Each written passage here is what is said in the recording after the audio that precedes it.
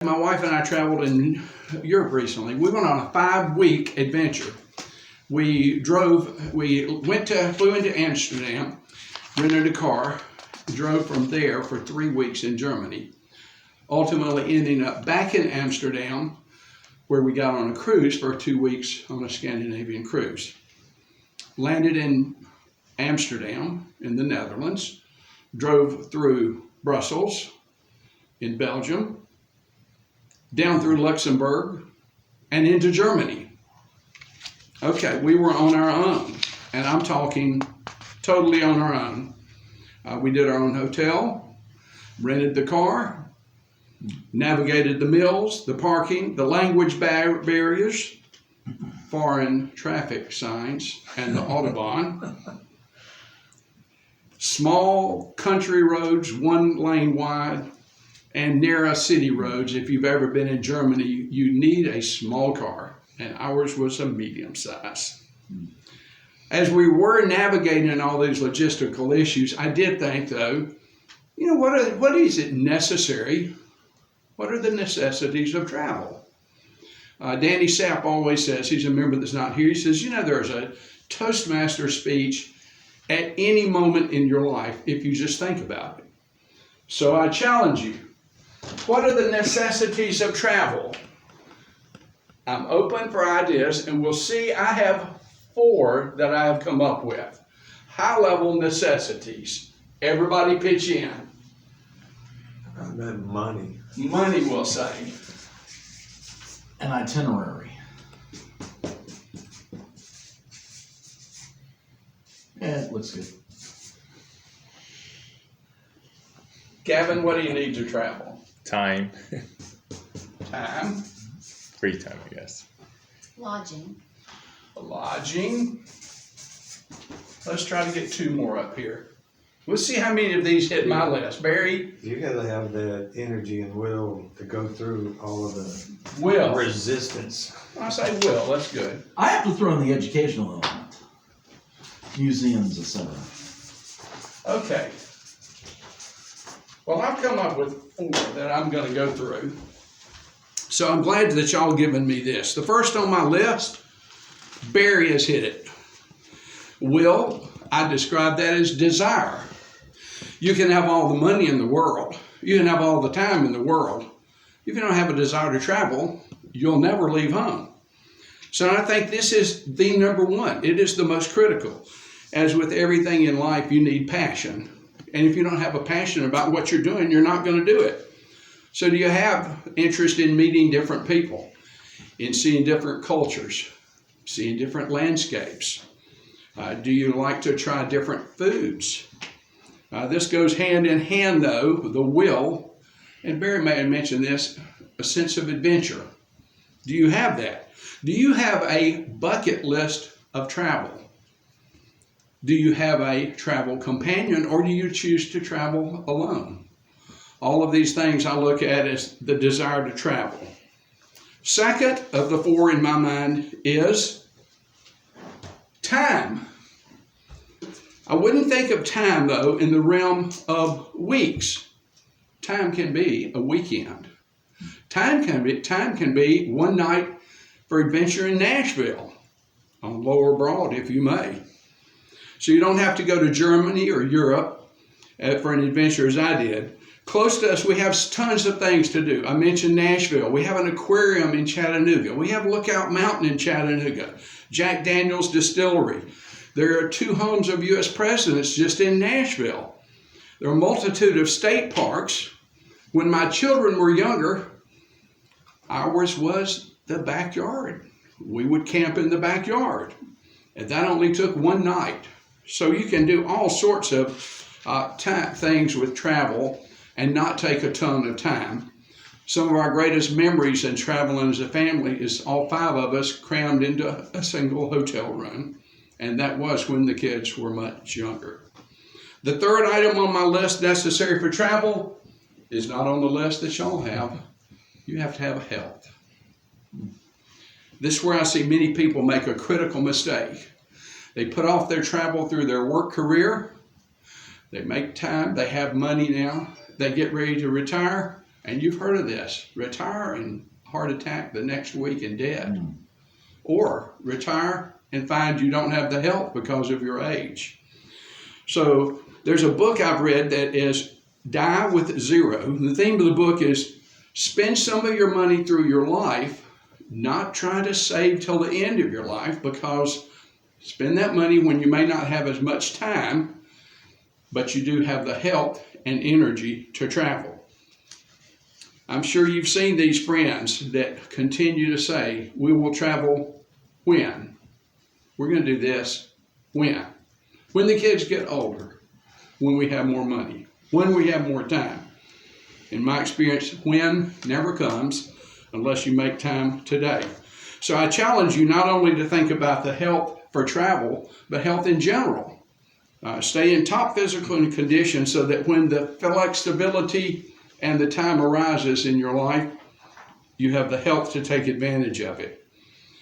Last option on my list, and you've hit it again, is money.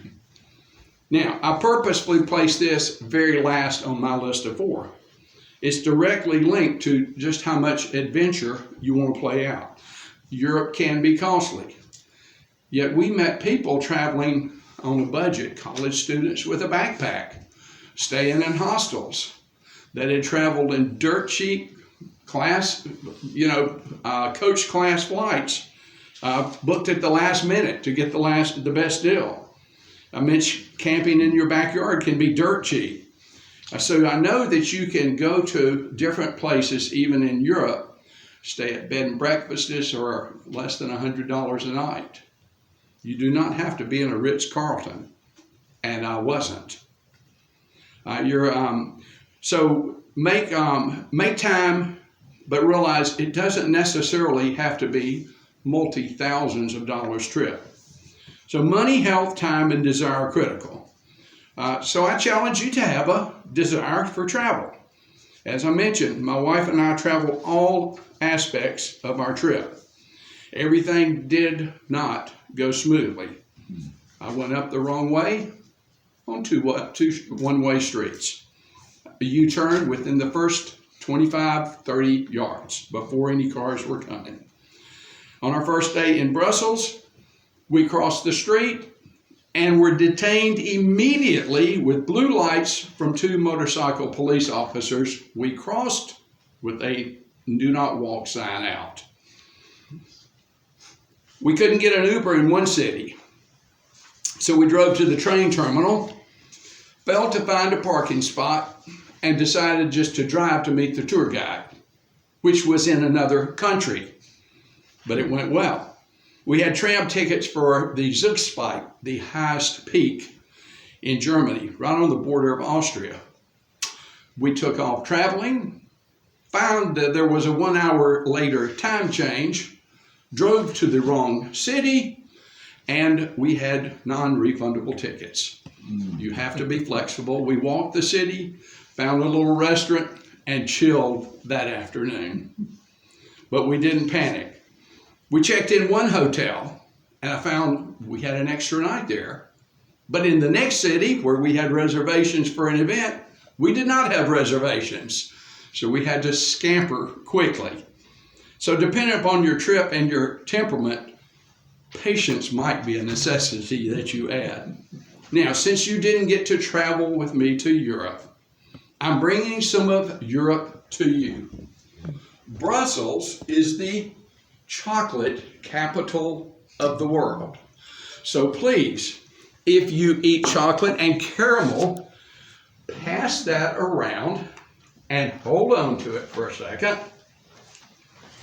We bought this in the city of Bruges. It's an old city waterway, sort of like a Venice. Little waterways, but it is the chocolate capital of the world. So I challenge you to grab one of these, put it in your mouth, take a little bite, close your eyes, and as you savor this small piece of Belgium, visualize where you want to travel next. Fellow Toastmasters and guests, Table Topics is a portion of our program where you can learn to speak on the fly. We've all been in scenarios where we get called on, or at work, you know, or the family gathering, wherever we're at, and all of a sudden you're called upon to say something, or what's your opinion of your work. And you have to get up and you have to be able to hold it together and reply to whatever the situation is. This is a opportunity for you to prepare to answer a question that would be unrelated to maybe something you know something about. You know, maybe this is an opinion, etc. So, that being said, Blaine, let me call on you so I can show everybody how Okay. this is done. You got it. All right. Suck it to me. All right. Mr. Blaine, if someone cut you off while driving, would you stop to help if that person was in an accident? This is basically 1 to 2 minutes. 1 to 2 minutes. All right, will you repeat that again, please? If someone cut you off while driving, would you stop and help them if they were in an accident? Okay, thank you very You're much. going into Nashville, it's 7 o'clock in the morning, you're in a hurry. And Thank you, Mr. Table Topics Master. The Christian in me says, why, yes, I would absolutely forgive that person instantly before they ever went into the ditch. And then I would definitely pull over and help them and do whatever I could. And then the Blaine in Blaine would probably just go by, honk his horn, laugh out the window, and keep moving.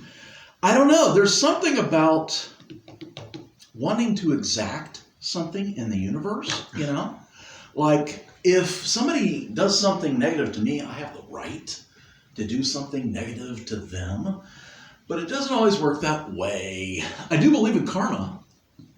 And I do believe that if you help someone, eventually someone else will help you when you really need it. So, if I had time to be nice and ask myself, what would Jesus do? I would probably pull over. But in the immediacy, I would probably like, they deserve it. That's the truth. That's not the politically correct answer, but it is the truth. Thank you very much.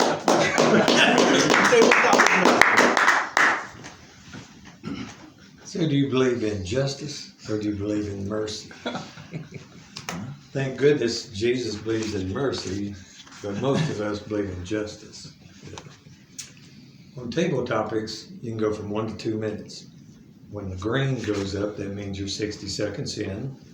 When the yellow goes up, you're 1 minute and 30 seconds. And then when the red comes up, that's 2 minutes, you got 30 seconds to shut it down. And if you were in a contest and you were to go past like 2 minutes and 31 seconds, you'd be disqualified. If you're giving a speech, like Dr. Roy was earlier, you will give the timer the length of your speech, be it 7 to 8 minutes. It would be the same thing, the green at 7, and then the yellow at 7.5. So you have like a 90-second window, because if you're in a professional scenario, I was in a solar show in Chattanooga last week, and there were all these panels where they're fairly segmented and you got X amount of time, so you need to learn to be able to fit into a certain amount of time. It's not open-ended when you go into something like that. Mr. Roy, let's show them one more time how this is done. I never liked following Blaine's act. What would you do if your boss repeatedly came to work drunk? But since you were the boss, did you ever come to work? What did the employees do when you came to work drunk? Well, as a dentist, these 5 times that I showed up intoxicated, let me back up. Since I was the boss, I never had to deal with that. I put myself in the position of my employees. In my office, I really sat down and wrote down, what are the values in this office? What are my values? And those were on the wall in my office. Honesty, integrity, dependability, these values. And I told my team members, I said, look, if y'all see me violating these and not carrying out daily, one of our agreements was we don't gossip about patients. If you hear me talking about a patient and it's not constructive about how we can deliver care better, call me on it. So I think it would depend on the boss. It's sort of like what Blaine says. The Jesus side of me would say, love this person and go to them in compassion and say, we got to work this out. The karma side of me would say, he's going to get what he deserves because somewhere up the line he's going to lose his business. And I may, that might be a situation, I think in the situation, if I know my values well enough, at some point I would say either I've got to go to him or I've got to quit. The last thing I want to do, which I always tell my employees, you do not, is talk about him behind his back. Gossip. That just undermines everything in the office. I'm glad I work for myself. Thank you, Dr. Roy. When you're doing table topics here at Toastmasters and you get a table topic that maybe you don't have a real clean answer to or whatever, you can make anything up. You can just pretend, hey, I am so-and-so, and if I were so-and-so, this is what I do. You can get out of character and do whatever you want. This is what I should do, but, this is what so-and-so would do. All right. Mr. Gavin, would you like to try? Sure, yeah. Let's do it. All right. If you were guilty of a parking violation, would you still go to court to dispute it? Or would you just pay? Oh, goodness. Okay. Well, there's, I guess, duality here.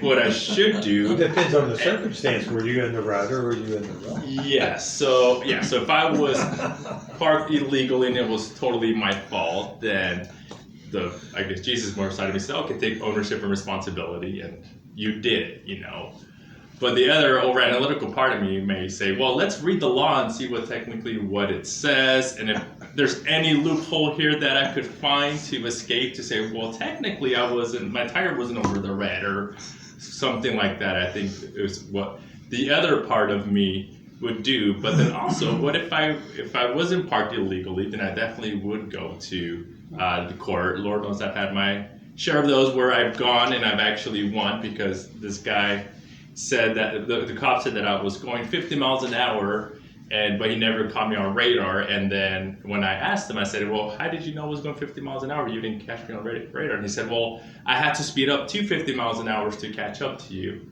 And I said, well, by mathematically in physics, that means I was going slower than 55 because you were going.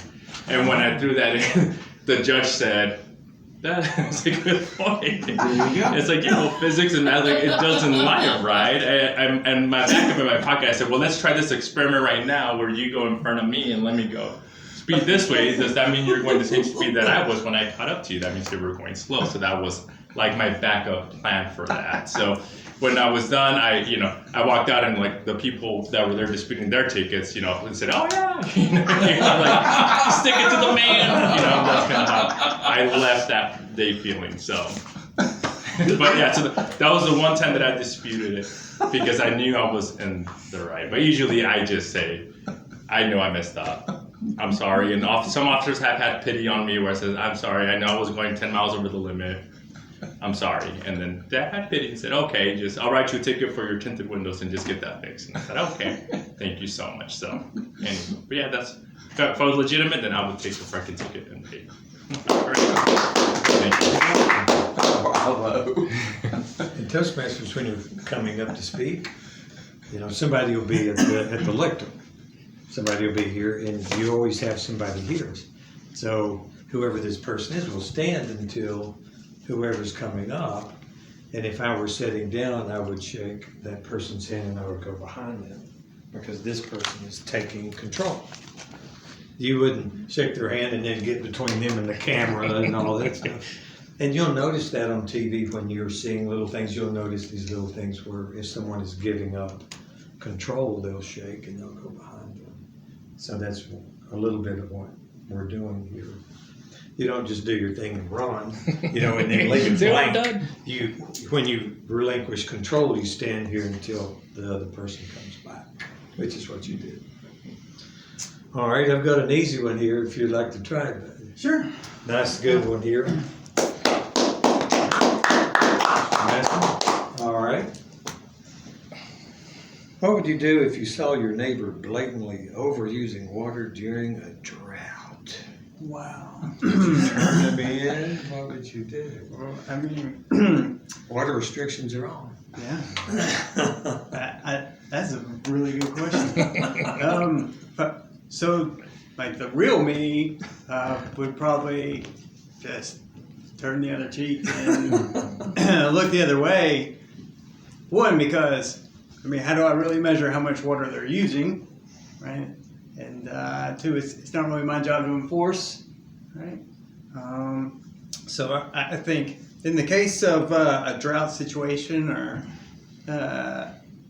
anything that is hard to measure or may pit, one neighbor against the other, I think sometimes it's best to just let some of those things go instead of creating some type of hostile situation or. It's part of their rationale. Okay, let's say that let's change the circumstance. If you were going to turn them in, would you go to them privately and speak to them, or would you just notify the city? Yeah, so it's always best to talk to your neighbors and treat them, as you would want to be treated. And I think all of us as human beings would prefer that someone, come up and say, hey, that I don't know if you were aware that there's currently a drought going on, because some people could be oblivious to certain things, right? It's, one important thing that I always try to look at is I don't see people necessarily being, trying to be harmful or hurtful to other people. Sometimes they're just going on with their daily lives and they don't even pay attention to what else is going on. So I think in the scheme of things, it's always better to, approach someone, especially if it's a community or life and death type thing where everybody has to pull together and be like, hey, people, it's hard to get water right now, right? And just let them know face to face. So, yep. I would probably be similar to you, it depending on how blatant or super blatant that it would be, but my wife would probably, But so, she'd probably be on them, so I'm the president of my HOA. And so Oh, this is close to home. I do run into these certain situations where people are like, hey, did you know so-and-so's doing that? I'm like, well, really, they can do that. Or it's, man, these cars are so loud driving through the neighborhood at night. And I'm like, Just in case you come through my neighborhood and it's a drought, my irrigation system's on a well. It's not city water. Yeah, so that goes like, how do you know they're even using the water from? Very good. It may be the best table topics we've ever had. This is really good. You guys are really good. This is good stuff. We got the mercy judgment thing. It keeps working its way. We lean toward judgment, though, don't we? Typically. Would you like to join us here? You're welcome. I got a nice, easy one. You'll do great. Okay. And something I forgot to tell everybody. Once you've done your reply or whatever, you can always end by saying, in Mr. Table Topics Master, you can do that just so that, because sometimes you need to know how to end it. Yeah. All right, Miss Leslie. If you weren't being billed for your phone charges, would you notify the phone company? Charity, justice, mercy. I think that I would let it go for a little bit, just see if it was a issue on their part, and probably next month they'll come back and bill me. After a month or so, I would probably notify them because I have a conscience and I would feel bad. And I'd feel like if I didn't, that in a year they were gonna give me a really big bill. Yeah. So I think that after the first month, I would probably check in, because I would rather pay it monthly than, I have 3 children. So I don't want to pay that phone bill yearly. It would hurt. So I think that I would do it the first month, maybe get away with it, and after that I would probably call them and say, what's going on? I'd also be afraid that my children would be without their service and not be able to call me if they needed me, or talk to their friends, and then they would be really cranky. So. Good.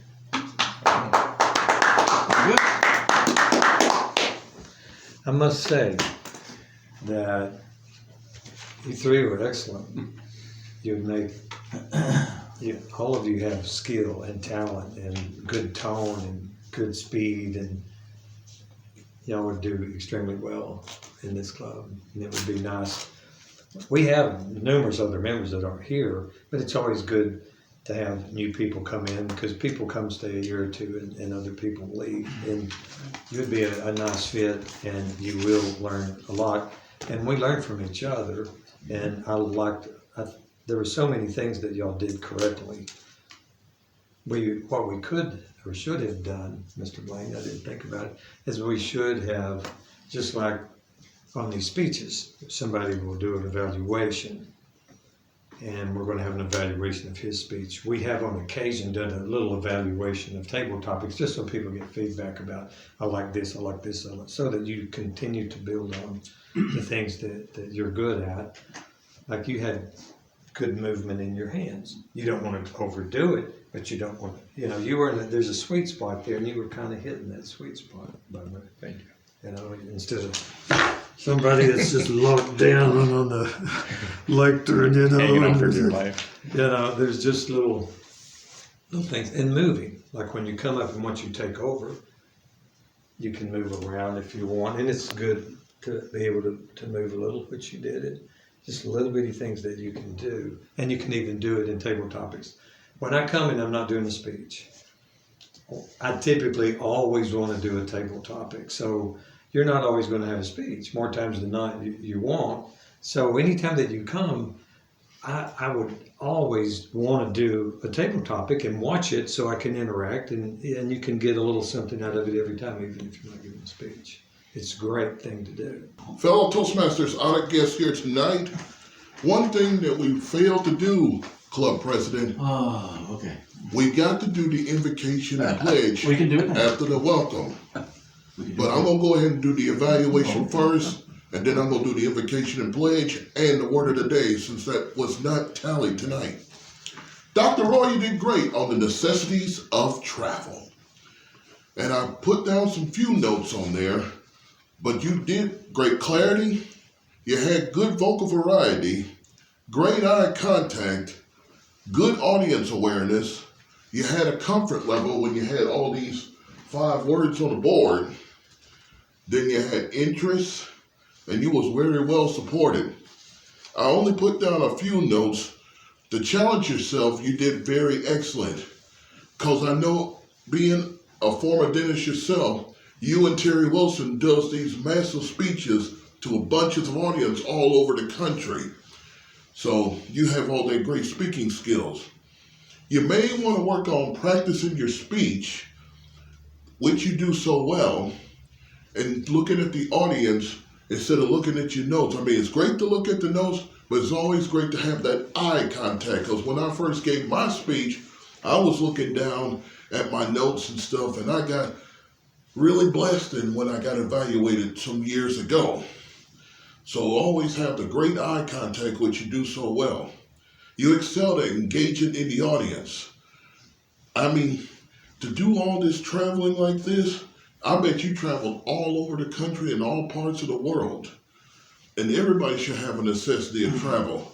Even myself, because my transportation is very limited, I have to be careful while I travel because I ride a bicycle everywhere. And I don't know how many times we had bicyclists that getting hit. Like we had one recent bicyclist that used to work up there at Caesars of Murfreesboro. He got killed on Old National Highway. And I used to ride that bike out there back in the 90s. So that is a very dangerous highway now with a lot of people coming from California and points beyond.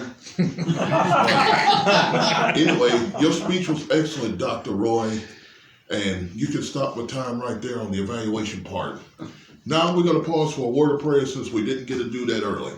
Father, we thank you for this excellent day that you provided. We thank you that this has been an excellent meeting so far, and we pray for all of these visitors, guests, and members engaged to the other members that missed the meeting here tonight, and bring them back for the next meeting and beyond as we say goodbye to 2024 as we get ready to approach 2025.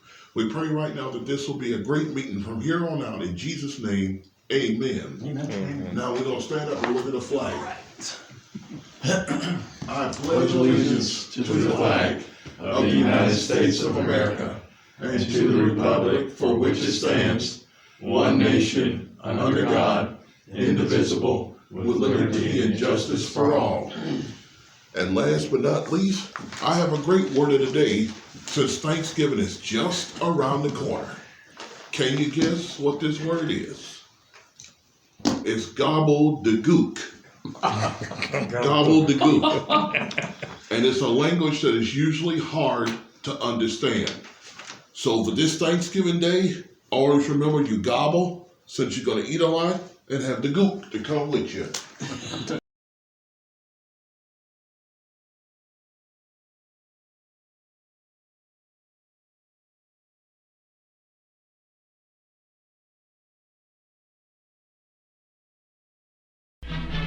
A JJV television production.